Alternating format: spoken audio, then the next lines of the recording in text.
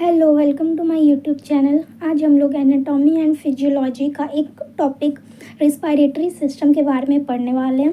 तो ये जो है वो फर्स्ट लेक्चर है, तो इसमें हम लोग सिर्फ बेसिक्स कवर करेंगे रिस्पायरेटरी सिस्टम का। तो सबसे पहले देख लेते हैं रिस्पायरेटरी सिस्टम का क्या इम्पोर्टेंस है। तो जो हमारी जो बॉडी है उसमें क्या है, सेल्स एंड टिश्यू है। तो उनको क्या चाहिए, एनर्जी चाहिए होता है। एनर्जी के लिए वो लोग क्या करते हैं, मेटाबॉलिक एक्टिविटी परफॉर्म करते हैं।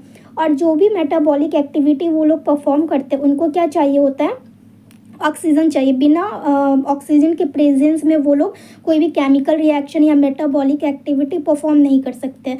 और जो उन लोगों को ऑक्सीजन चाहिए होता है और साथ में वो लोग क्या करते हैं, वेस्ट प्रोडक्ट को बाहर निकालते। जो वेस्ट प्रोडक्ट होता है वो क्या होता है, कार्बन ऑक्साइड CO2।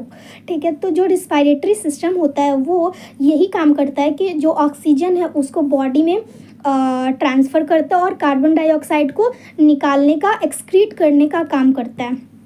इसके और भी फंक्शन होते हैं, जैसे कि अगर एयर ड्राई है तो उसको मॉइस्ट करेगा, वार्म एंड कोल्ड करेगा, बॉडी टेम्परेचर के अकॉर्डिंग ह्यूमिडिफाइड करेगा ये एयर को। फिर उसके बाद और जैसे एक्सचेंज ऑफ एयर होता है। जो एक्सचेंज ऑफ एयर होता है वो कहाँ पे होता है, लंग्स में होता है, मतलब एल्वियोलाई करता है। तो जो रिस्पायरेशन होता है वो हम लोग आगे पढ़ेंगे, दो टाइप का होता है, एक एक्सटर्नल रिस्पायरेशन, एक इंटरनल रिस्पायरेशन। तो जो एक्सटर्नल रिस्पायरेशन होता है वो ब्लड और सेल्स के बीच में होता है। और जो इंटरनल रिस्पायरेशन होता है जो इंटरनल रिस्पायरेशन होता है वो ब्लड एंड सेल्स के बीच में होता है। और जो एक्सटर्नल रिस्पायरेशन होता है वो ब्लड एंड लंग्स के बीच में परफॉर्म करते हैं। तो हम लोग सबसे पहले कुछ बेसिक्स देख लेते हैं ह्यूमन रिस्पायरेटरी सिस्टम का। Respiratory system form the path through which the air passes from the nose to lungs। तो क्या बोल रहा है, जो रिस्पायरेटरी सिस्टम है वो एक पाथ बनाता है जिसके द्वारा एयर जो है वो नोज से लंग्स तक पहुंच पाता है। दूसरा, the exchange of gases during internal and external respiration is the major function of respiratory system. तो क्या बोल रहा है, जो एक्सचेंज ऑफ एयर है यानी कि गैसियस का जो एक्सचेंज है वो इसका मेजर फंक्शन होता है रिस्पायरेटरी सिस्टम का। ये जो एक्सचेंज ऑफ गैसेस ये कहाँ पे होता है, लंग्स में होता है, एल्वियोलाई करवाता है।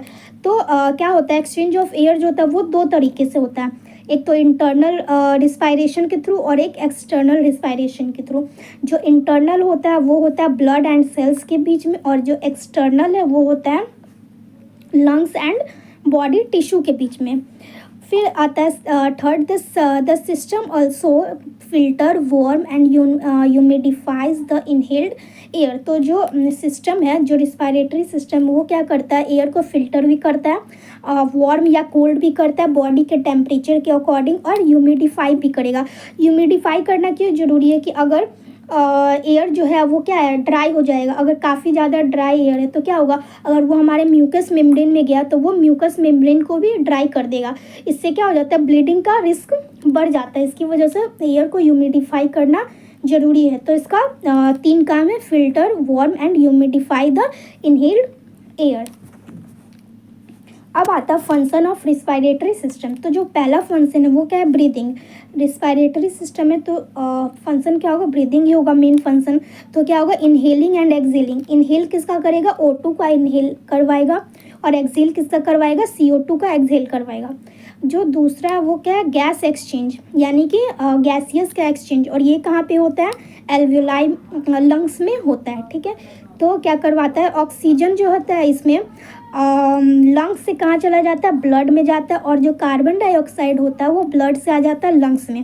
तो इसमें होता क्या है, गैसियस एक्सचेंज में कि जो भी ब्लड जो भी ऑक्सीजन जो होता है लंग्स में वो ब्लड में चला जाता है, ताकि सारे ऑर्गन तक ब्लड पहुंचता है, और उसके द्वारा क्या होता है, ऑक्सीजन भी पहुंच जाता है। लेकिन जो अब फिर उसके बाद क्या होता है, जो कार्बन डाइऑक्साइड होता है ब्लड में वो कहाँ आ जाता है, लंग्स में आ जाता है, और वो फिर बाद में एक्सक्रीट आउट हो जाता है बॉडी से। ठीक है, तो ये हो गया गैसियस एक्सचेंज। अब आता है फिल्टरिंग एयर। फिल्टर एयर को फिल्टर करना मतलब कि जैसे हम लोग कुछ ये किए, सांस लिए, तो उसमें क्या होगा, हो सकता है कुछ फॉरेन पार्टिकल हो, कुछ गंदा और डस्ट हो, तो उसको फिल्टर करना। हमारे नोज़ में छोटे छोटे फाइन हेयर्स होते हैं, तो वो क्या करते हैं, उसको कैप्चर कर लेते हैं। कैप्चर करने के बाद वो वहाँ पे उसको डिस्ट्रॉय कर देते हैं, अंदर रिस्पायरेटरी सिस्टम में उसको नहीं जाने देते हैं। एयर को वार्म भी करते हैं और मॉइस्चन भी करते हैं एयर को। फिर आता है प्रोटेक्शन। प्रोटेक्शन वही हो गया कि जो भी छोटे छोटे हेयर प्रेजेंट होते हैं म्यूकस मेम्ब्रेन में, म्यूकस जो होता है वो सब क्या करता है कि डस्ट को रिमूव कर देता है और जर्म को रिमूव कर देता है, ताकि हमारे जो लंग्स है वो क्लीन रहे। अब आता है साउंड प्रोडक्शन। तो साउंड प्रोडक्शन जो होता है वो कौन करता है, लैरिंग्स में क्या होता है, वोकल कॉर्ड होता है। तो जो वोकल कॉर्ड होता है उसमें से साउंड का प्रोडक्शन होता है। ठीक है, तो ये क्या हो गया, फंक्शन ऑफ रिस्पायरेटरी सिस्टम।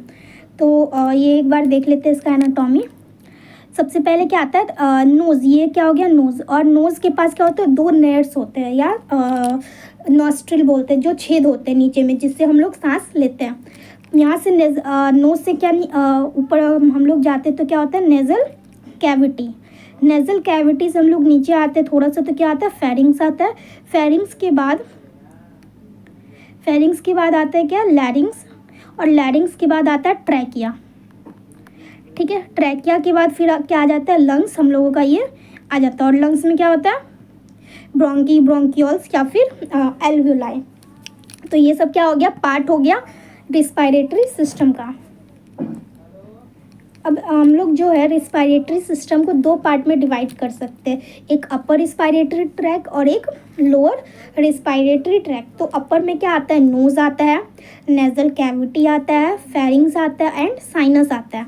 जो लोअर रिस्पायरेटरी ट्रैक है उसमें क्या आता है, लैरिंग्स आता है, ट्रैकिया आता है, लंग्स आता है, ब्रोंकी आता है एंड ब्रोंकियोल्स आता है, और एल्वियोलाई भी उसी में आ जाता है।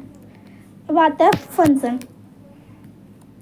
ये जो है वो ऐसा बेसिक फंक्शन है, मतलब कि शॉर्टकट में है। जब आगे लेक्चर आएगा तो उसमें इलाबोरेट करके मैं समझाऊंगी हर एक ऑर्गन का एक एक फंक्शन और एनाटॉमी एंड फिजियोलॉजी। तो बस एक बार इसको देख लेते हैं। तो नोज़ का क्या फंक्शन है, फिल्टर करेगा, वार्म करेगा एंड ह्यूमिडिफाई करेगा। ठीक है, जो म्यूकस होता है वो क्या करता है, जो नोज़ में म्यूकस प्रेजेंट होता है वो बैक्टीरिया एंड फॉरेन बॉडी को प्रोटेक्ट ट्रैप कर लेता है। और जो सीलिया होता है वो क्या करता है, जो म्यूकस होता है, जैसे कि हमारे नाक में नोज़ में क्या होता है, म्यूकस हो जाता है। तो वो क्या होता है कि हम लोग वो जो थ्रोट में चला जाता है, जैसे हम लोगों को बहुत सर्दी हो जाता है तो क्या हो जाता है, जो नोज़ का म्यूकस है वो कहाँ चला जाता है, थ्रोट में चला जाता है। और थ्रोट के द्वारा कहाँ चला जाता है, डाइजेस्टिव सिस्टम में चला जाता है, मतलब स्टमक में चला जाता है। और स्टमक में क्या होता है, एससीएल होता है, वो उसको क्या कर देता है, डाइजेस्ट कर देता है। जो फेरिंग्स है उसका काम क्या, पैसेज ऑफ एयर। जो लैरिंग्स है उसका काम क्या, कंटेन वोकल कॉर्ड, यानी कि इससे प्रोडक्शन ऑफ साउंड होता है। जो लंग्स होता है, लंग्स में क्या होता है, एल्वियोलाई, वो क्या करता है, एक्सचेंजेस ऑफ गैस करवाता है। तो ये थे हमारे रिस्पायरेटरी सिस्टम के कुछ बेसिक्स। आई होप आप लोगों को वीडियो पसंद आया होगा। अगर आप लोगों को पसंद आया होगा तो please like, subscribe and share my channel. Thank you.